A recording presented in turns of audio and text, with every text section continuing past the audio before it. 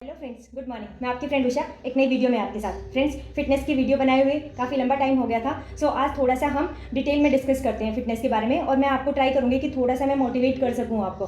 तो फ्रेंड्स, सबसे पहले क्या है कि आजकल हम सबका इतना बिजी शेड्यूल हो गया है, ऑफिस वर्क हो गया है, जॉब हो गया है, घर का काम हो गया है, बच्चों की स्टडी को लेकर, मतलब इन सब चीज़ों के बीच में हम अपनी हेल्थ को कॉम्प्रोमाइज़ करते हैं। हम एक्सक्यूज़ दे देते हैं कि हमारे पास टाइम नहीं है। फ्रेंड्स, मैं आपको बताना चाहूँगी कि हमारी हेल्थ है वो हमारी फर्स्ट प्रायोरिटी होनी चाहिए। अगर हमारी हेल्थ अच्छी होगी तो हम सब कुछ अच्छे से कर पाएंगे।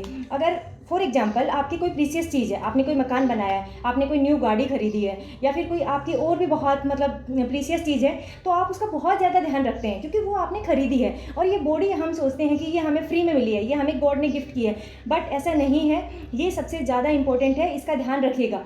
अब एक दिन में 24 घंटे होते हैं और उन 24 घंटों में से हमें सिर्फ 1 घंटा फ्रेंड्स इस 1 घंटे में आपको any form of exercise which you like आपको रनिंग पसंद है, आप रनिंग करिएगा। आपको वॉकिंग पसंद है, आप वॉक करिएगा। आपको जिम जाना पसंद है, आप जिम जाइएगा। अपने और कुछ नहीं तो अपने बच्चों के साथ ही खेलिएगा, उनके साथ टाइम स्पेंड करोगे, उनको भी अच्छा लगेगा, आपका भी थोड़ा फिजिकल वर्कआउट होगा।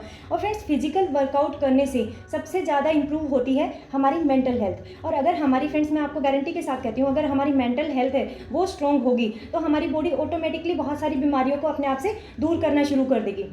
तो इसके लिए हमारा फिजिकल फिटनेस पे तो फिजिकल वर्कआउट का ऑब्वियस सी बात है फ़र्क पड़ेगा, बट हमारी मेंटल हेल्थ है वो ज़्यादा इंप्रूव होती है। और हमारी शरीर का एक भी अंग, मतलब एक भी हिस्सा है विदाउट हमारे मेंटल, मतलब हमारा दिमाग ही रेगुलेट करता है, उसको सीपीयू की तरह काम करता है, ये ही प्रोसेसिंग करता है सारी कि हाँ किसको क्या काम करना है। अगर ये हेल्दी होगा तो हमारी बॉडी ऑटोमेटिकली हेल्दी बन जाएगी। अब फिटनेस के ऊपर सिर्फ 20% इम्पैक्ट पड़ता है, बाकी सारा इम्पैक्ट हमारा डाइट का पड़ता है कि हम क्या डाइट ले रहे हैं। तो आज की वीडियो में हम थोड़ा सा इसी चीज़ के बारे में डिस्कस करेंगे कि हमें क्या खाना चाहिए, कौन सा हमें योगा करना चाहिए और कैसे हम हेल्दी रहें। फ्रेंड्स, दूसरा मैं आपको ये बताना चाहूँगी कि आप अपना एक गोल सेट कर लीजिएगा कि मुझे एक दिन में, मतलब स्टार्टिंग में मैं आपको 10,000 स्टेप्स का कोई गोल सेट करने को नहीं बोल रही हूँ। सिर्फ स्टार्टिंग में अगर जिसने बिल्कुल भी नहीं शुरू किया है वो अपने ये एमआई की स्मार्ट वॉच आती है, ये काफ़ी मोटिवेट करती है फ्रेंड्स। मुझे तो मतलब इसके बिना आई कैन नॉट रन, इसके बिना मैं दौड़ नहीं सकती। मतलब ये लगा लो ये मेरी वीकनेस बन गई, तब मेरे हाथ पे ये होगी तो I can run for 10 kilometres. तो ये क्योंकि मुझे ये स्टेप्स काउंट करके बताती रहती है कि इतना आपका कंप्लीट हो गया है। तो आप स्टार्टिंग में गोल डिसाइड कर लीजिएगा कि मुझे एक दिन में मिनिमम 5,000 स्टेप्स तो मुझे चलना ही चलना है। धीरे धीरे इसको इंक्रीज करिएगा 5 से 6। फ्रेंड्स, हेल्दी रहने के लिए हमें बस थोड़ा सा अपने लाइफस्टाइल में, अपने खाने पीने के तरीके को, अपना रहने का, सोने का, टाइमिंग उठने का थोड़ा सा चेंज करने की ज़रूरत होती है। तो इसके लिए हमें ट्राई करना है कि हम इवनिंग में, रात को हम थोड़ा जल्दी सो जाएं, 9 से 10 बजे के बीच में। कई लोग ऐसे होते हैं, उनकी हैबिट ऐसी होती है कि वो 12-12, 2-2 बजे तक नहीं सोते। तो ऑब्वियस सी बात है, वो 2 बजे तक नहीं सोएंगे रात को तो वो मॉर्निंग में कैसे उठेंगे। तो फ्रेंड्स, जल्दी सोने की हैबिट लीजिएगा और मॉर्निंग में थोड़ा जल्दी उठिएगा। 4:30, 5 बजे, 5:30 उठ जाइएगा, इससे ज़्यादा लेट मत करिएगा। तो फ्रेंड्स, इसके बाद जो सारी बीमारियों की जड़ होती है हमारे शरीर में, वो होता है हमारा पुअर डाइजेस्टिव सिस्टम। हमारा डाइजेस्टिव सिस्टम है वो स्ट्रॉन्ग नहीं होता। तो इसके भी मेन रीज़न यही है हमारा। और दूसरा, हमारे पेट में जो टॉक्सिन्स हैं, हमारा डाइजेस्टिव सिस्टम अगर पुअर होगा तो वो क्या होगा, खाने को ठीक से नहीं पचाएगा और वो टॉक्सिन्स बन के हमारी बॉडी के अंदर स्टोर हो जाते हैं। तो इसकी वजह से ये धीरे धीरे हमारे हार्ट तक पहुंचता है, हमारे लाखों बीमारियां हमारे शरीर के अंदर एंटर कर जाती हैं। तब हमारी बॉडी के अंदर टॉक्सिन्स जमा हो जाते हैं और ये धीरे धीरे हमारे इंटरनल ऑर्गन्स हैं उनके ऊपर जाके जमा हो जाते हैं। इनसे हार्ट अटैक भी आ सकता है, अस्थमेटिक प्रॉब्लम भी हो सकती है और भी काफ़ी प्रॉब्लम्स जनरेट हो जाती हैं। फ्रेंड्स, ये सारी प्रॉब्लम्स, मतलब अगर हमारा गट है वो बिल्कुल क्लीन होगा, साफ होगा, हेल्दी होगा, तो गारंटी के साथ कहती हूँ कि आपकी 70% बीमारियाँ तो वैसे ही ठीक हो जाएंगी। तो इसके लिए सबसे पहली तो गलती हम क्या करते हैं, हम खाने को बहुत ही फास्ट खा लेते हैं। बड़े बड़े टुकड़ों को फट फट फट करके हम 2 मिनट में अपना खाना फिनिश कर देते हैं। तो ऐसा हमें कभी नहीं करना। हमें अपने खाने को प्रॉपर टाइम देना है। हमें 20 से 25 मिनट खाने पे लगानी है।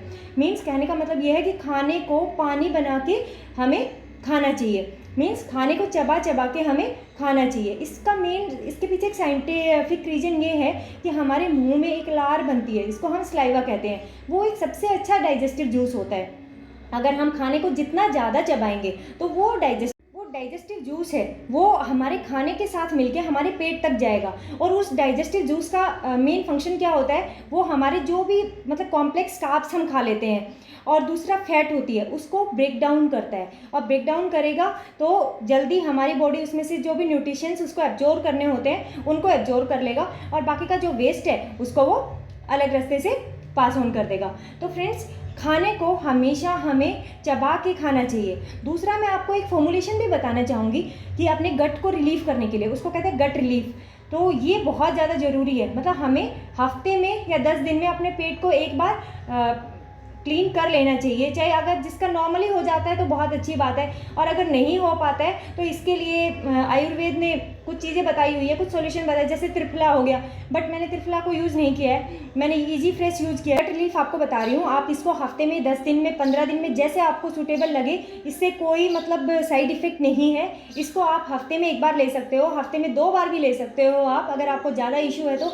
लेना कैसे है, रात को सोते वक्त गर्म पानी में 1 चम्मच आपको ले लेना है। इसमें सारे नेचुरल हर्ब्स होते हैं, ये कोई साइड इफेक्ट नहीं होता, और ना ही ये कोई हैबिचुअल होगा कि आपको इसकी हैबिट हो जाएगी। इट्स डिपेंड ऑन यू, आपके ऊपर डिपेंड करता है। तब भी आपको प्रॉब्लम लगे आप ले सकते हो। मैं आपको इतना कहना चाहूँगी कि इसका कोई साइड इफेक्ट नहीं है, बस थोड़ा सा प्रेग्नेंट लेडीज़ हैं वो इसको अवॉइड करें, बाकी ठीक है। फ्रेंड्स, दूसरा इसके बाद मैं आपको एक बहुत ही मतलब एक योगा बताना चाहूँगी जो हमें खाने के बाद करना चाहिए, वो है वज्रासन। वज्रासन हमें खाना खाने के बाद तुरंत 5 मिनट तक कर लेना चाहिए। इससे क्या होता है, वज्रासन के हम पोजीशन में बैठते हैं, सबको पता ही होगा कि हाँ वज्रासन कैसे होता है, सबको पता है कि हाँ क्या क्या कर सकते हैं, बट करता कोई नहीं है। बस ये सोचते सोचते हैं, बट हमें उसको रूटीन में फ्रेंड्स पता सबको है। हाँ वज्रासन सब बताते हैं कि हाँ अच्छा रहता है खाना खाने के बाद, बट शायद करते बहुत कम लोग होंगे, और जो करते हैं वो बहुत अच्छा है।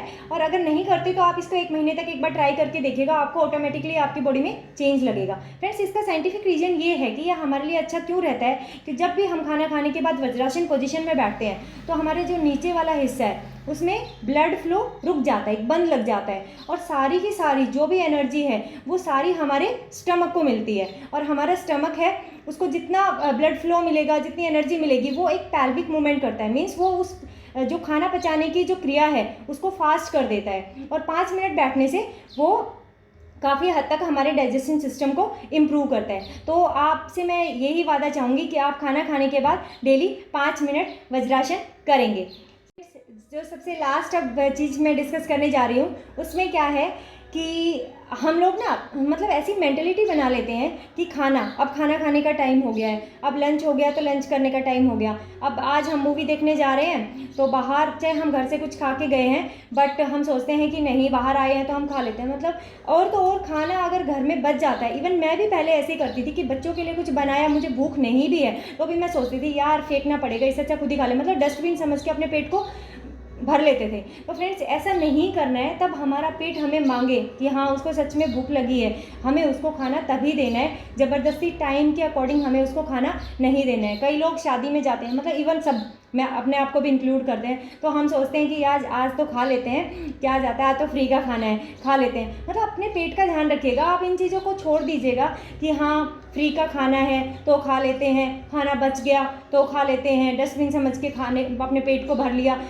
फ्रेंड्स, लास्ट पॉइंट ये है कि कई बार हम बाहर का आटा ले आते हैं, जब वो कितनी ही अच्छी ब्रांड हो, आशीर्वाद हो, शक्ति भोग हो, फ्रेंड्स वो बिल्कुल अच्छा नहीं रहता। आई हैव ट्राइड, बट वो तो मेरे पेट में ऐसे चिपक जाता है, तो मैं कभी भी प्रेफर नहीं करती।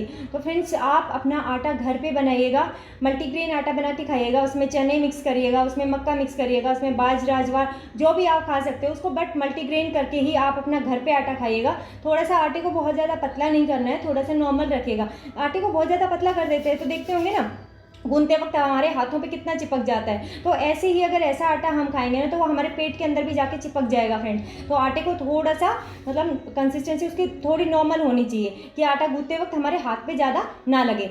तो फ्रेंड्स, कंक्लूजन ये जो पॉइंट्स मैंने आपसे डिस्कस किए हैं उसमें यही है कि हमें 1 घंटा वर्कआउट के लिए ज़रूर निकालना है, हेल्दी तरीके से खाना खाना है, रात को जल्दी सोना है, सुबह जल्दी उठना है, अपने कॉन्स्टिपेशन को या अपने डाइजेस्टिव सिस्टम को हमें इम्प्रूव करना है, हमें बाहर की चीज़ों को अवॉइड करना है। Okay, bye bye.